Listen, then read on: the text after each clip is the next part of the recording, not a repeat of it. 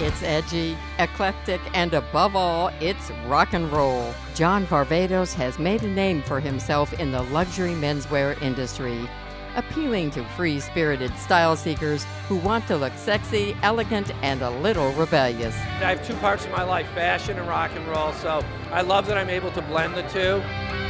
John knows style from the musician's point of view. Obviously, he studied music and the musicians through the generations and their styles, so he's applying it to his own style and bringing that also with a slant of class. He's an American icon. He's somebody that always puts his point of view into the clothing. He makes clothes that are slim cut, and they almost look like they're vintage, a little bit vintage. The guys from Detroit, Iggy and myself and people like that, we're the guys that wear his clothes. When I think of John Varvatos, I always think of clothes for sort of real guys who don't necessarily consider themselves fashion people, but who appreciate clothes and they like to feel like they're stylish and in the moment. John Varvatos was born and raised in Detroit, where he was exposed to a melting pot of musical styles and influences.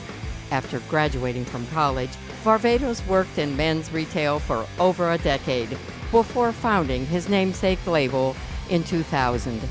It wasn't long before Varvatos attracted a hot list of musician and celebrity fans. I know he's a big rock and roll fan, and I love to wear men's clothes as well, so check it out. I think he's a fabulous guy. The detailing on his clothing is unbelievable. Everybody that works for him is terrific. I love when the musicians say, "You're the real rock guy," and I love it. It's like they're asking me questions. I'm like, that's the coolest thing possible.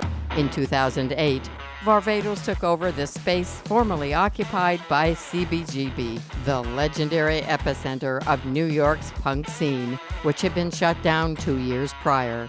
Varvatos resurrected the space as an eclectic boutique and tribute to the musical landmark.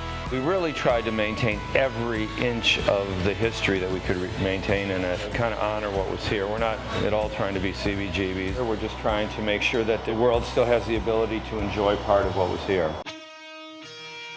Although the company declared bankruptcy in May 2020 during the COVID-19 pandemic, the brand has survived, and the designer stays true to his vision for the John Varvatos man. There are guys totally opposed to the uniform and logos and that type of thing.